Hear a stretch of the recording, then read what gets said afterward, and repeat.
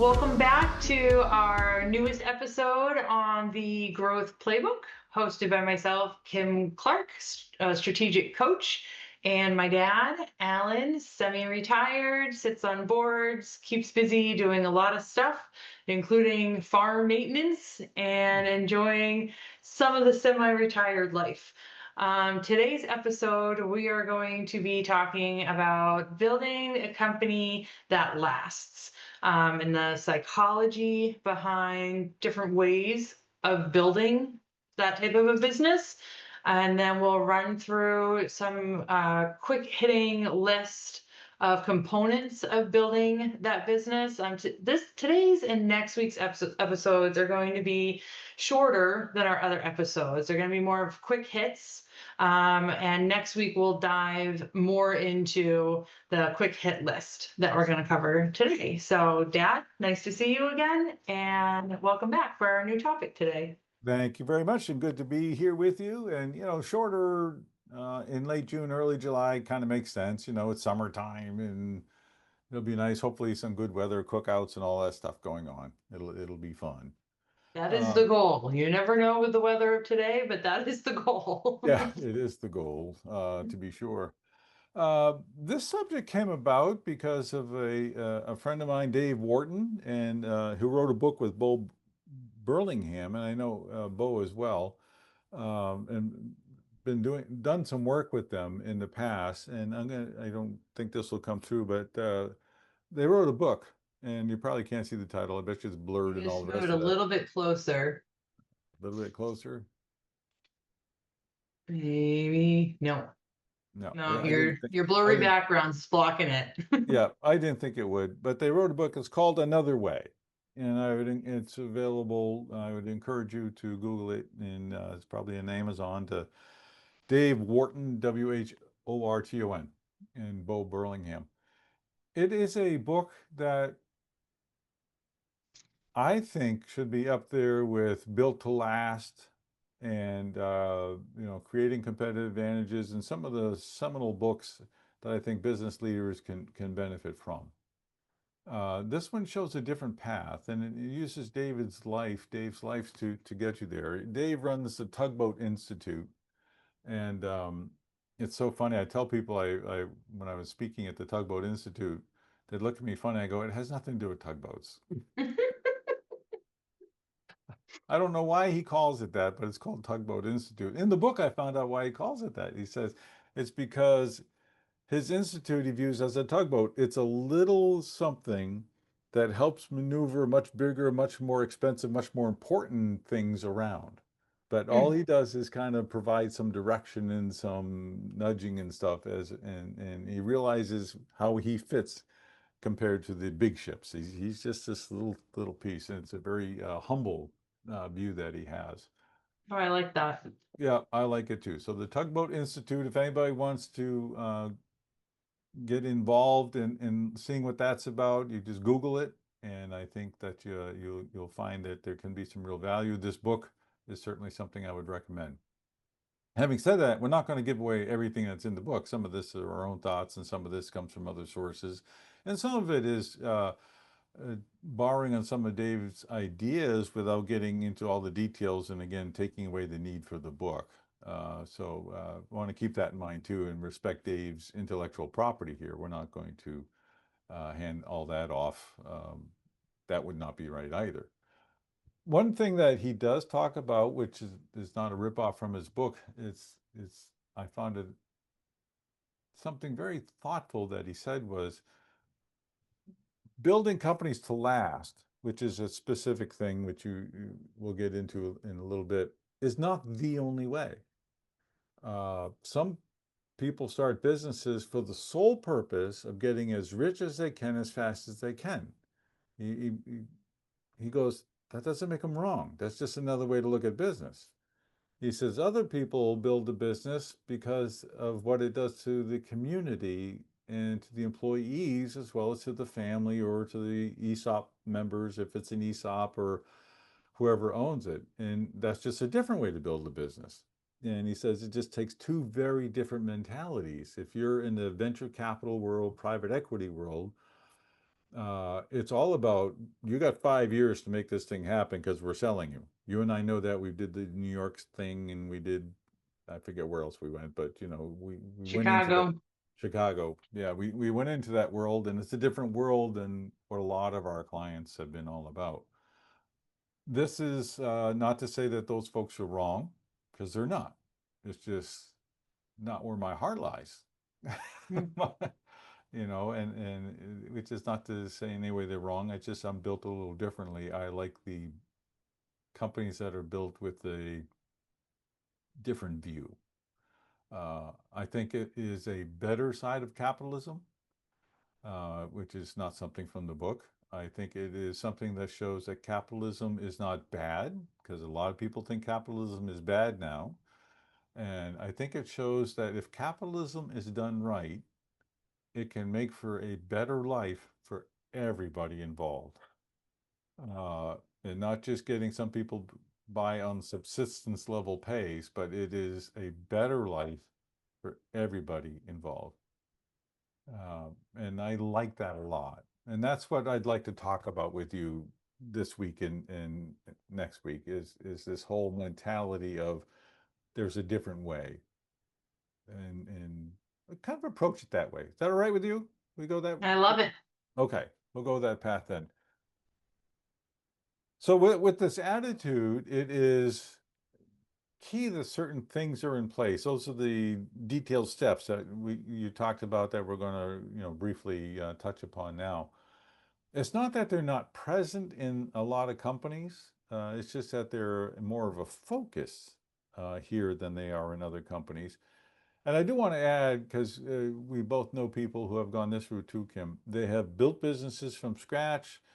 They've done nice things for the community, for the employees, for themselves, for family, and then they sell to private equity and to, or even to venture capitalists. And that doesn't make them wrong either. That just means that they were built to last. They were long lasting, and they saw another path for maybe more growth or a different life or whatever it is. And we're not judging them by any means either. That's just not our place in life. It's just not. I want to give an example though, and then we'll get, as you go through the list, and probably more next week, we'll talk about how the points applied. I'll give two examples. At the Tugboat Institute, there's a company that has been around for 300 years. And how does a company last 300 years is an amazing story. And then there's another company, it's a family trust. And this guy was just a good guy. Whenever I was in town, we had dinner, and I just so enjoyed his company. He passed away 2 years ago. His wife was a family member, and her family owned a farm that was like the 10th farm founded in America or something like that. I mean, it was incredible. And I talked to him at length about how did it survive until today. And that will come out too as we go through this, and how to manage the change and all the rest of that, because it can get very, imagine all those generations of descendants who have ownership. I mean, No. No, I I cannot.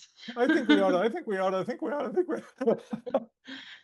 All right. It might be neat though for this episode, before we dive into the weeds even more in next episode, what was like the 60-second response that he gave you? Like, what were the top highlight things that he said made such an impact for it to last so long?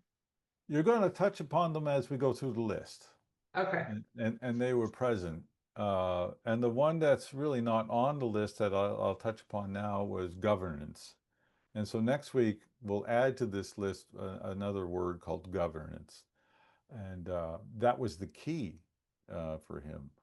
And he was one of the most giving guys that I've met, of his time and of his resources and stuff. And the governance part was fascinating given what I knew about him. So I think it just will be a good story for next week. Excellent. Yeah. Excellent. So some thoughts. So we pointed out that neither option is necessarily inherently wrong or bad, just this passion that we both share for this other way of growing and running a business. And with this intentionality of providing, curious your thoughts if you think this is the right word, a community experience with this business. And so in my mind, it was always, if I can help this business grow, then I provide a better life experience for all the people that that business touches. And by doing so, I'm helping to create a stronger society around the individuals whose lives are positively being impacted from this business continuing to expand and grow. Yep. Um, but what I'm hearing is that not necessarily, that might not be the case for some of these other ways to grow a business. Is that what, That's is that kind definitely of not like the the, case. It's okay. about it's it's just all about market share as fast as you can, throw as much at it as you can. That other path can be long lasting. It's not like they all venture capital or PE backed firms, are out of business in 5 years. That's certainly not true, and they're sold and sold, but they can be around a long time. And others are gone because it's a race. And if you don't happen to be ahead in the race, that part of the portfolio that a PE firm owns, they could have 20 companies that they own a controlling stake in. If three of them win, then the fund is a winner. And these other 17 can go away. They don't care. They'll sell them off, or they'll try to make some return out of them, but they know that some of them aren't going to make it. And after a while, they're just not worth their time and attention. They'll sell them off, in which case they're usually done because the money stopped flowing. And that's capitalism, and it's not inherently wrong, but it's just not the kind that you and I enjoy. Uh, Mhm. and I like what you said about community. I think that's exactly it. And most businesses in America are small businesses, right? And sole proprietorships. And a lot of those, I like the trucks that have and daughters or and sons on the truck. They it's a family business, family owned. I love to see that on signs and things like that.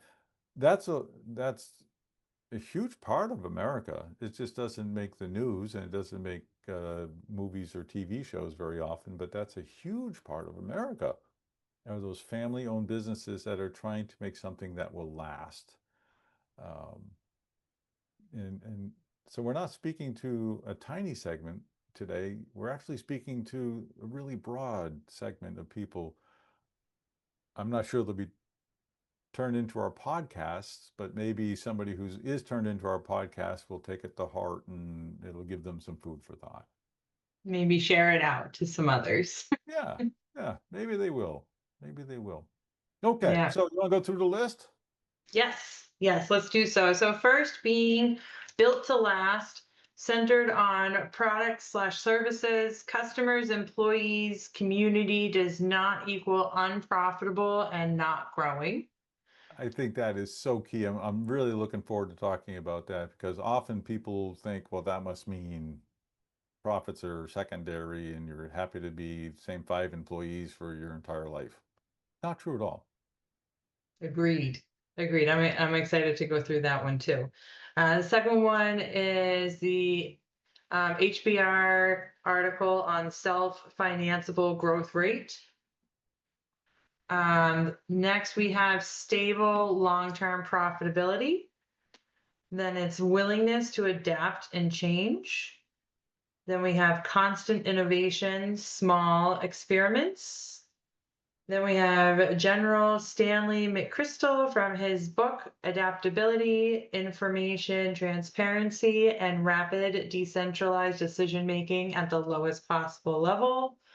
And then finally, there is more, the 7 Ps and 9 rules of innovation, which we won't get into the details on those, but just a brief highlight. And for more information, encouragement to read the book. So that's what's up for next week's. Anything you'd like to touch upon in the remainder of today's episode, or close out or queue up? Uh, I guess I'm not sure which one of those it would be. Mhm. You But can that decide after you say it. you don't have to be a family business for this to be applicable. You can be Mhm. an ESOP. I'm big into ESOPs.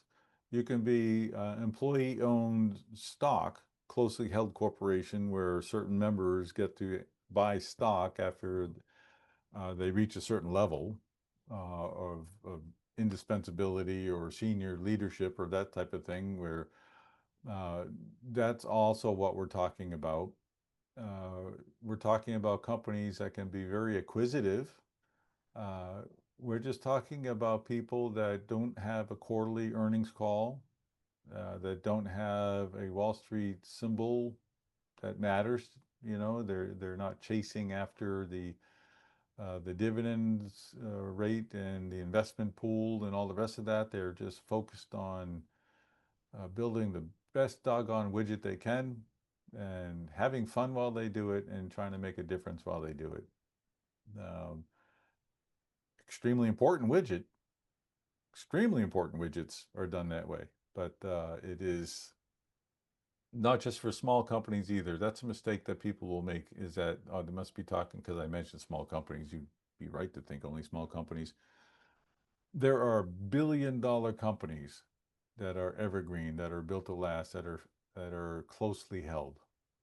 Billion-dollar companies, some of the largest in the country.